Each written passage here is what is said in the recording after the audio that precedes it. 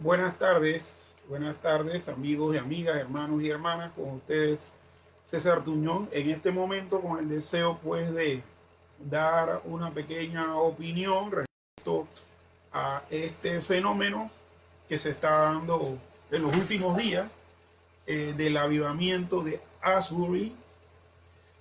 Y bueno, para hacer el cuestionamiento y demás, quisiese yo poder leer un artículo escrito por J.I. Packer, por James Inner Packer, respecto a las señales de un avivamiento. Pero antes de poder leer esto, respecto a las señales que J.I. Packer, cuando en vida, él estaba en estos avatares de llevar pues a la feligresía cristiana a una vida consona con el Evangelio, desarrollando una buena teología y demás. Me gustaría leer un poco los datos biográficos de J.I. Packer.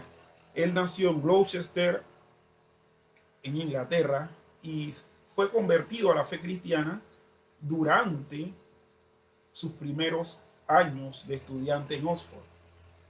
Y él escribe en 1944 que experimentó una completa conversión pietista del formalismo religioso al Cristo viviente, cuando solamente tenía 18 años.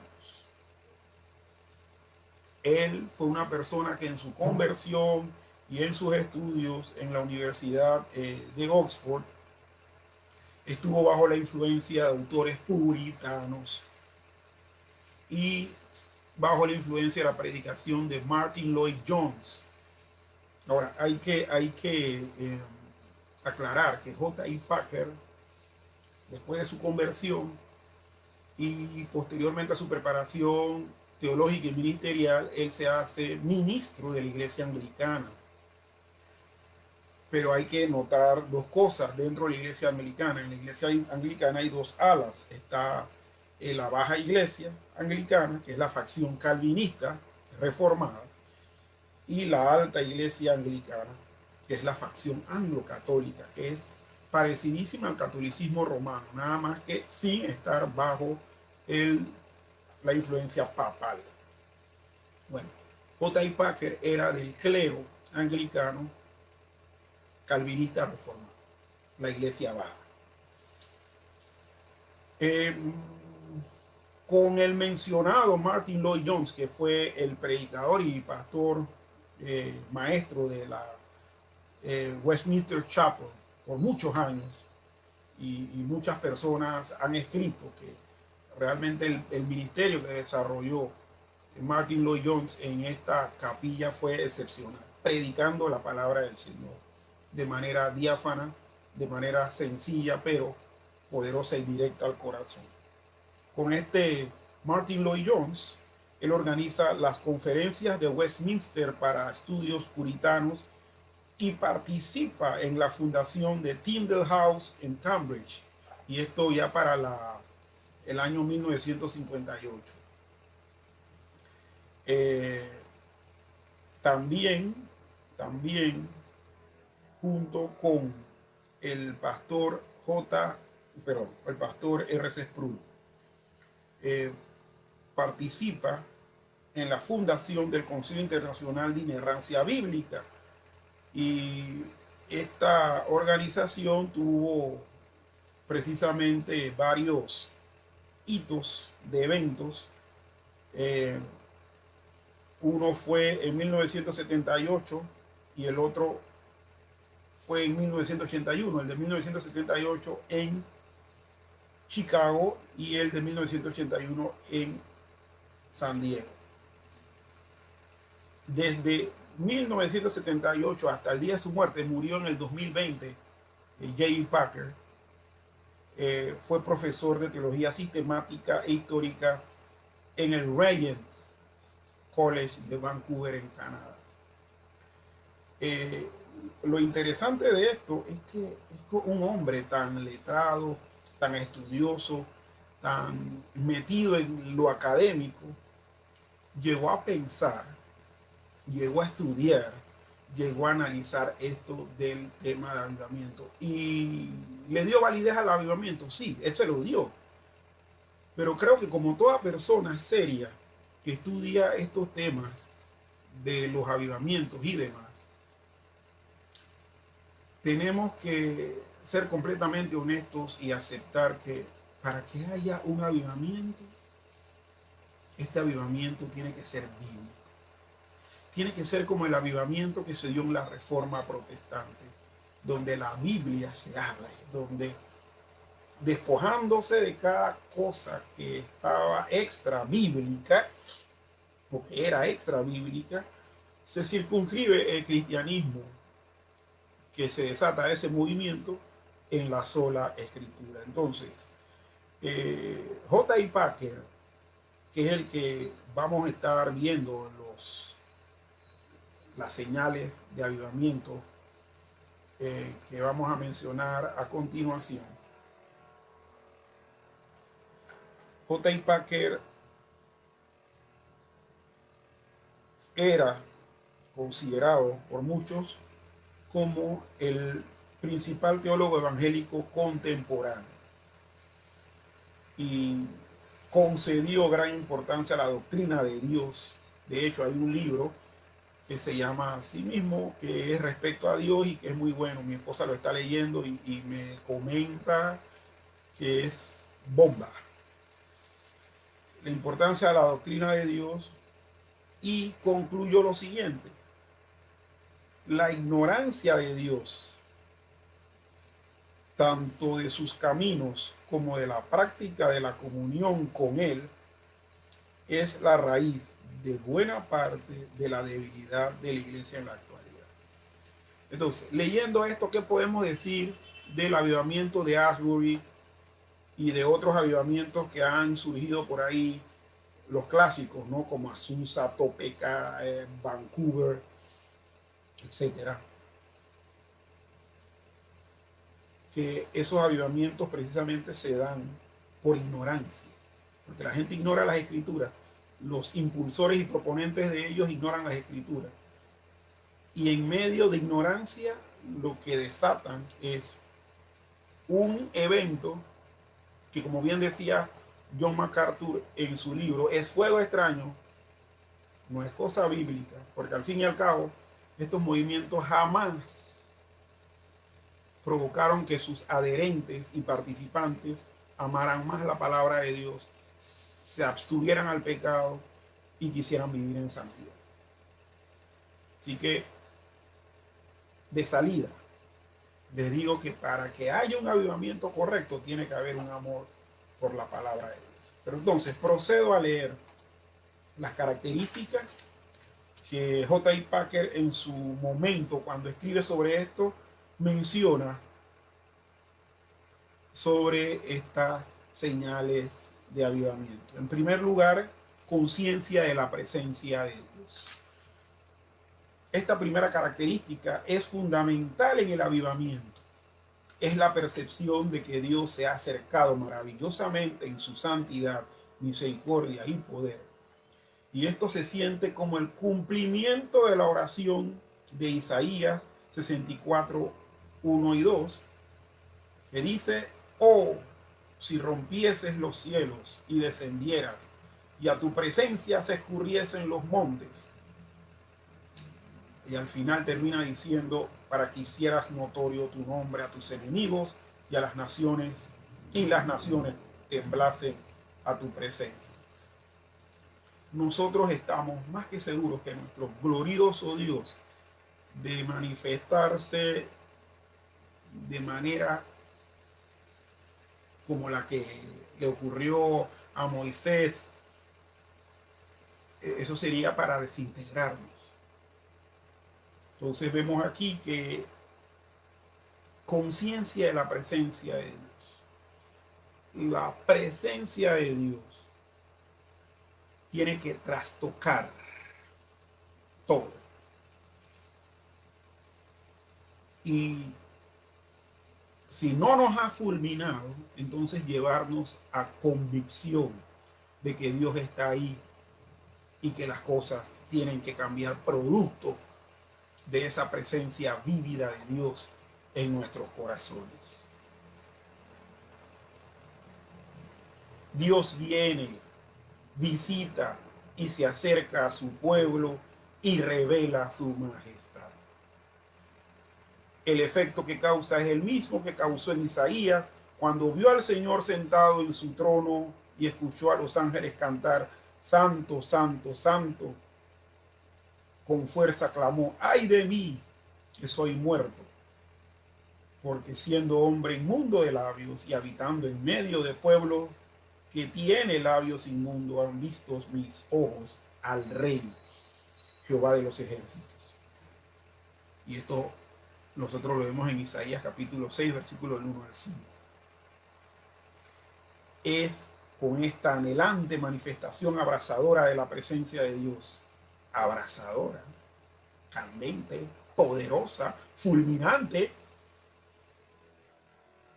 que comienza el avivamiento. Y por la continuación de ella que el avivamiento es sostenido, es decir, por la continuación de la conciencia de que Dios está ahí.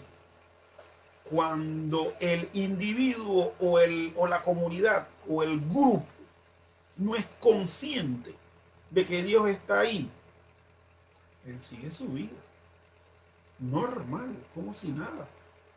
Bueno, de hecho, en su conciencia está que Dios no está ahí. Por lo tanto, mientras eso no ocurra, mis estimados amigos y hermanos, avivamiento no va a haber. Estos avivamientos donde muchas veces dicen que hay fuego, eso es emoción barata y burda. Porque si hubiese este fuego abrasador, producto de la conciencia de que Dios está ahí, esa gente cae rendida, arrepentida al Señor. Y creo que es lo que debiese pasar cada vez que el pueblo de Dios se reúne a adorarle. Y al tener la conciencia de que Dios está en ese lugar, de que Dios está siendo testigo de nuestros actos a diario, es que nosotros en el momento de oración decimos: Dios mío, perdóname, he estado jugando con fuego y no me he dado cuenta. Perdóname, Señor. Número 2, responsabilidad con la palabra de Dios.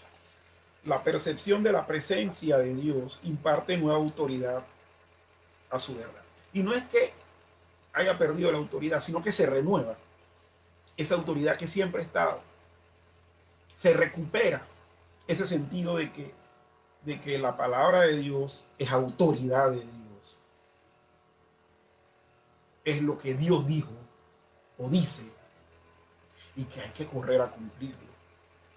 El mensaje de las Escrituras, que tal vez antes estaba haciendo solo un impacto superficial, ahora escudriña cada uno de sus oidores y lectores en lo más profundo de su ser. La declaración de que la palabra de Dios es viva y eficaz y más cortante que toda espada de dos filos, y que penetra hasta partir el alma y el espíritu, las coyunturas y los tuétanos, y que discierne aún los pensamientos y las intenciones del corazón, como lo dice Hebreos 4:12, se verifica una y otra vez. El mensaje de Dios,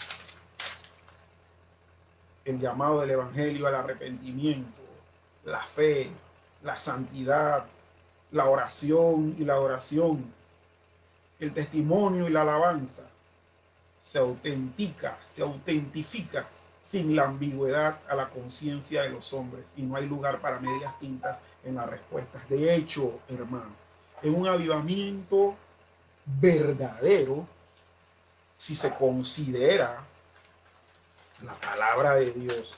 ¿Por qué? Porque hay una responsabilidad con ella, ¿verdad? De atenderla.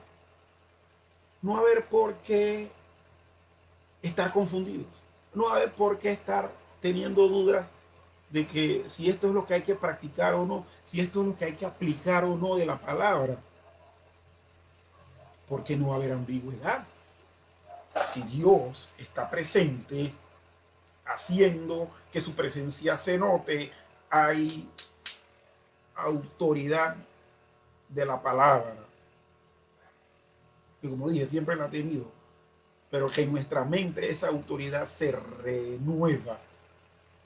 Entonces el Espíritu Santo nos va a guiar a toda la verdad, a la correcta interpretación y a la correcta práctica del mismo. En tercer lugar, sensibilidad al pecado. Una conciencia profunda de las cosas pecaminosas y de cuán pecaminosos somos es la tercera característica a notar de un avivamiento. Ningún brote de interés religioso o emociones merece el nombre de avivamiento si en su corazón no hay una perfecta percepción del pecado. Esto es cierto. Si el pecado no es declarado por los que están pasando por notar la presencia vívida y real de Dios y la responsabilidad que tienen con su palabra, entonces, pues avivamiento. En un avivamiento la gente no puede hincharse y diciendo, ay, yo soy santo, no tengo pecado. Es que en todo esto, hasta esta tercera señal, uno va a quedar convencido de su pecado. Dios viene y el consecuente impacto de su palabra hace a los cristianos mucho más sensibles al pecado de lo que eran antes. Las conciencias se ablandan y hay una profunda humillación. La perversidad, la fealdad, la inmundicia y la culpa del pecado se ven y se sienten con nueva viveza. Bajo las condiciones de un avivamiento, las conciencias son tan revividas que la convicción de pecaminosidad de cada persona se hace fuerte y terrible, y hasta puede incluir agonías mentales más allá de lo imaginable hasta que pasen. El evangelio del perdón a través de la cruz de Cristo se hace tan amado como nunca antes, mientras la gente ve su necesidad de manera mucho más clara. Necesidad de Dios, necesidad de que Dios le perdone, porque tiene pecado. Está Dios ahí presente, está la palabra de Dios leyéndose y considerándose como verdad autoritativa. Tiene que haber convicción de pecado, tiene que haber confesión de pecado. Pero la convicción de pecado es un medio, no un fin. El Espíritu de Dios convence de pecado con el fin de presentar el arrepentimiento, el cambio de mente, el cambio de ruta. Y una de las características más llamativas de los movimientos de avivamiento es la profundidad de arrepentimiento a la que tanto santos como pecadores son guiados. El arrepentimiento, como sabemos, básicamente es no gemir y tener remordimiento, sino volverse y cambiar. Es decir, hechos. Con el pecado, mujeriego, se me crea conciencia de eso. Esto me mata, me lleva agonizante, me arrepiento y dejo a todas las mujeres que tengo de más. Si mi pecado es la mentira, oiga, yo tengo conciencia de que cada vez que hablo, miento, engaño, tuerzo las cosas, entonces tengo que ir a la presencia de ese Dios que por medio de su palabra me está abrazando, impactando. Pedirle perdón por mentir tanto y dejar de mentir. Y de dejar de mentir tiene que verse en la realidad. Los oidores de Pedro en el día de Pentecostés estaban compungidos de corazón, lo que literalmente significa causar con un golpe violento una vívida imagen de una experiencia profundamente penosa. Ellos estaban destrozados por lo que oyeron de Pedro, y eso les dolió tanto que dijeron, ¿qué haremos? Y Pedro les mostró el camino de la fe, el arrepentimiento y el discipulado a través de Jesucristo. Y 3.000 de ellos tomaron la obligación, la responsabilidad, la obra, el paso de arrepentirse. El avivamiento siempre incluye una fuerte percepción de la propia pecaminosidad que guía a un arrepentimiento profundo y abrazar de corazón al Cristo glorificado, amoroso y perdonador. Y hermanos, si hay arrepentimiento, ese arrepentimiento significa que no va a volverse a cometer el mismo pecado de la manera tan burda como se viene practicando hasta antes de ese momento. Miren, la Biblia dice que el que practica el pecado es del diablo. En un avivamiento verdadero, cuando viene esta sensibilidad al pecado que llega al arrepentimiento final y cambio de vida, la persona avivada no va a pecar de manera regular y como si fuese una práctica consolidada en su vida. Va a abandonar esa práctica y va a huir de los momentos de tentación. Posiblemente puede que vuelva y peque en alguna de las áreas por las cuales se arrepintió, pero no va a ser esa práctica loca, esa costumbre permanente que tenía antes.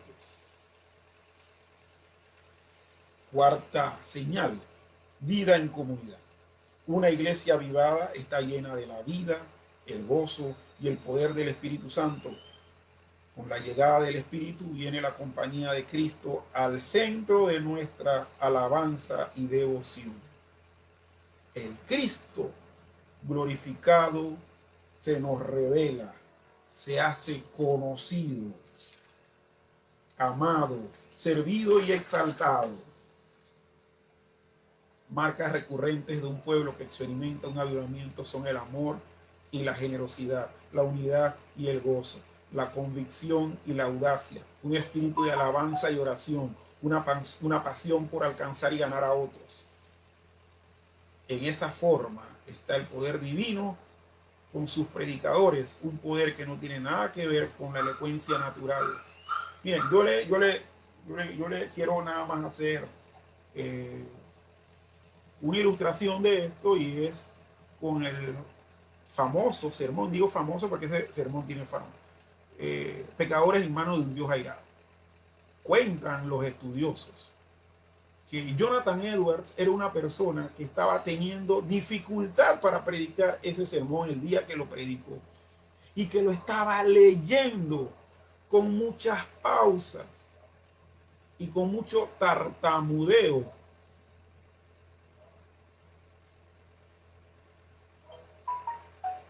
Es decir, elocuente 100% no fue. Es decir, eso no fue un discurso perfecto. Pero lo que cuenta el testimonio escrito de ese evento es que las personas que estaban en esa congregación escuchando ese sermón estaban que se morían. Estaban que temían por sus vidas. Estaban que glorificaban a Dios. Y estaban que esa iglesia que estaba siendo pues el auditorio para la predicación de Jonathan Edwards en esa ocasión, su membresía no volvió a ser igual. Fue una comunidad religiosa nueva que impactó en la comunidad. Y por último, un testimonio fructífero. El avivamiento siempre trae un desborde evangelístico y ético al mundo. Cuando Dios reaviva la iglesia, la nueva vida fluye desde ella para la conversión de los de afuera y la renovación de la sociedad. Los cristianos se vuelven intrépidos en el testimonio e incansables en el servicio a su Salvador. proclaman por dicho y por obra el poder de la nueva vida, ganan almas y surge una comunidad de conciencias conformes a los valores cristianos. Además, en tiempos de avivamiento, Dios actúa en forma rápida. Su trabajo se acelera, la verdad se propaga y la gente es regenerada y crece en Cristo con una rapidez sorprendente. Estos son, a grandes rasgos, termina diciendo J. I. Packer, los patrones por los cuales los movimientos genuinos de avivamiento se identifican. Los cristianos, en consecuencia del avivamiento, viven en la presencia de Dios, coram Deo, se ocupan en su palabra, sienten una aguda preocupación por el pecado y la justicia, se gozan en la seguridad del amor de Cristo y en su salvación, son constantes en la alabanza espontánea y no se cansan de testificar y servir, alimentando estas actividades por la oración y la adoración. La gran pregunta es si el avivamiento se muestra en verdad en la vida de los cristianos de manera individual o en las comunidades, y si esta cualidad de la vida cristiana está o no. Lo mismo digo yo para lo que realmente se está suscitando en Asbury. Así que vamos a darle el tiempo al tiempo y ver si estas señales se cumplen o no. Si en su iglesia de manera espontánea se están dando estas señales, entonces su iglesia se está avivando. Yo ruego a Dios que en la iglesia mía esto se dé, tanto individual como grupalmente, empezando por mí hasta el último de los hermanos que vaya llegando. Así que juzguemos si lo que está ocurriendo en Asbury es un avivamiento bíblico verdadero o no. Y juzguemos si lo que ocurrió en Azusa fue un avivamiento bíblico verdadero o no, que lo dudo mucho. O si lo que se dio en Topeka, Kansas, y si lo que se dio en el avivamiento de Toronto, yo al principio había dicho Vancouver, el avivamiento en Toronto, que lo dudo mucho. Más desmadres no ha podido haber ahí. Pecado, testimonio malo y no fructífero, conciencia de la presencia de Dios solamente en forma burlona, irresponsabilidad con la palabra de Dios porque la ignoran. Así que no son avivamientos bíblicos. Bueno, por el momento dejamos esto hasta aquí, esperando que sea Dios quien nos guíe a todos a un avivamiento como debe ser. Un avivamiento como Dios quiere. Y no como el que plantean las concupiscencias y las locuras de algunos. El Señor les bendiga. Saludos.